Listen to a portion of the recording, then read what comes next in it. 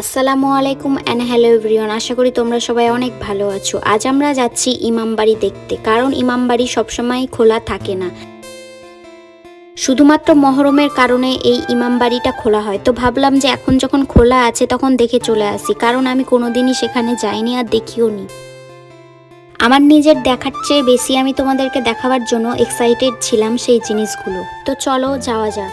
আমরা লালগোলা থেকে ট্রেন ধরেছিলাম, ট্রেনটা ছিল 2টোর দিকে। তো আমরা 1 ঘন্টা আগেই চলে গিয়েছিলাম বাড়ি থেকে, তো 1টার দিকে বেরিয়েছিলাম। যেতে যেতে কিছুক্ষণ সময় লেগেছিল, তো একদম পারফেক্ট সময়ে পৌঁছে গেছিলাম। ট্রেনে যেতে যেতে আমি একটা জিনিস লক্ষ্য করলাম, প্রত্যেকটা স্টেশনে এবার পুলিশ বেশি লাগলো। এর আগেও আমি যাতায়াত করেছি কিন্তু এতটা পরিমাণে পুলিশ দেখতে পাইনি। এবার দেখছি প্রত্যেকটা স্টেশনে পুলিশ দাঁড়িয়ে আছে।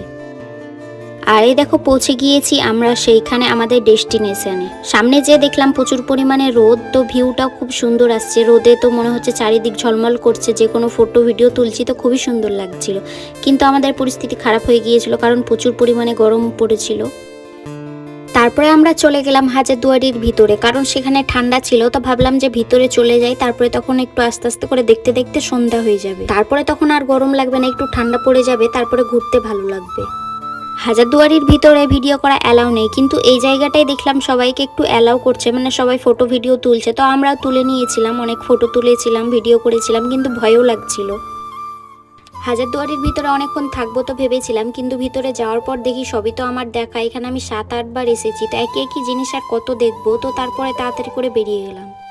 আমি এখানে ফ্যামিলির সাথে 2-3 বার এসেছি, আবার একা এসেছি। তারপরে আমি একবার স্কুল থেকে ট্যুরে এসেছিলাম বাসে করে, তো তখন তো খুব এনজয় হয়েছিল। সবচেয়ে বেশি বন্ধু বান্ধবীদের সাথে তখনই এনজয় হয়েছিল। তারপরে ফ্যামিলি, তারপর একাই অনেকবার এসেছি, প্রায় 7-8 বার আসা হলো আমার। তো একই জিনিস কত আর দেখবো। আর ইনায়াও ভয় করছিল, কারণ সেখানে অনেক তলোয়ার ছিল আর মূর্তি ছিল, ওগুলোকে দেখে ইনায়া ভয় করছিল। তো ওও বেশিক্ষণ থাকতে পারলো না, বেরিয়ে গেল। তারপরে দেখলাম সামনে সবাই গোল হয়ে বসে আছে, কারণ এখানে তো মেলা বসেছে ইমামবাড়ার সামনে মহরমের উদ্দেশ্যে। তো আমরা ওখানে যে একটা গাছের তলে বসে পড়লাম। তারপরে আমাদের আসা তো অনেকক্ষণ হয়ে গিয়েছিল, তো ভাবলাম যে ওখানে বসে কিছু খাওয়া দাওয়া করে নিই। তো সামনে অনেক কিছুরই স্টল বসেছিল, তো তারপরে আমরা কিছু খাওয়া দাওয়া করে নিলাম ওখানে বসে বসে। পুরো পরিবেশটা দেখতে এতটা সুন্দর লাগছিল, এইদিকে সূর্যের এত সুন্দর আলো আসছিল, আর বৈকালের সময় সত্যি খুব ভালো ভিডিও আর ফটো তোলা হয়। এখানে অনেকগুলো ফুলের গাছ ছিল, আর সেই ফুলের গাছে আমরা অনেক ফটো তুলেছি, রিলস বানিয়েছি, সেগুলো দেখতে অনেক সুন্দর লাগছিল। আপনারা সেগুলো আমাদের ইউটিউব চ্যানেলে যে শর্টসের ভিডিওতে দেখতে পারেন।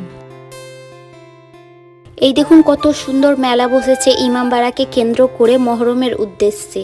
তারপরে আমরা ইমামবাড়ার ভিতরে ঢুকে গিয়েছিলাম। এখানে ভিডিও করা, ফটো করা তো নিষেধ, মাইকে বলছে, কিন্তু তবুও ভিতরে যে দেখলাম সবাই ফটো ভিডিও করছে। তো আমি ওদের দেখা দেখি একটু ফটো ভিডিও করে নিয়েছিলাম, কিন্তু আমাকে একটু ভয়ও লাগছিল যে সিকিউরিটি গার্ড যদি দেখে নেয় তাহলে বকা দিবে। তো লুকিয়ে লুকিয়ে একটু যতটা পেরেছি ততটা ভিডিও করেছি। তারপরে যখন আমরা ইমামবাড়া থেকে বাইরে বেরোচ্ছিলাম, তখন হাজারদুয়ারির সিনটা অনেকটাই সুন্দর লাগছিল। তো আমাদের ফেরত যাওয়ার ট্রেন ছিল 5টা 15-তে। তো আমরা তাড়াতাড়ি করে বেরিয়ে পড়লাম, কারণ ট্রেন মিস হয়ে গেলে তখন অনেক রাত হয়ে যাবে বাড়ি যেতে। তারপরে আমরা স্টেশনে পৌঁছানোর পর আইসক্রিম কিনে নিয়েছিলাম আর একটা কোল্ড ড্রিঙ্কস কিনে নিয়েছিলাম। ইনা এখানে আমুলের একটা আইসক্রিম খাচ্ছিল, আর আমাদেরকেও প্রচুর পরিমাণে গরম লেগেছিল, তো আমরা একটা কোল্ড ড্রিঙ্কস নিয়ে নিয়েছিলাম। ইনায়াকে তো কোল্ড ড্রিঙ্কস দিব না, ওই জন্য ওকে আইসক্রিম দিয়েছিলাম। তারপরে আমরা কিছুক্ষণ একটু স্টেশনে বসেছিলাম ট্রেনের অপেক্ষায়, তারপরে ট্রেন পেয়ে গিয়েছিলাম। আর আজকে ট্রেনে প্রচুর পরিমাণে ভিড় ছিল, আর তার উপরে গরম, মানে প্রচণ্ড কষ্ট হয়েছিল।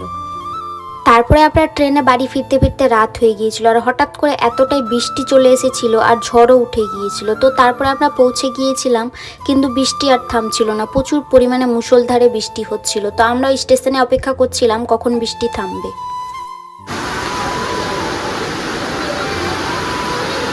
তারপরে আমরা কিছুক্ষণ পরে গ্যারেজে চলে যাই, সেখানেও 2 ঘন্টা মতো অপেক্ষা করার পর বৃষ্টি ছাড়ে। তো অনেকক্ষণ অপেক্ষা করার পর আমরা বাড়ি যেতে পেরেছিলাম।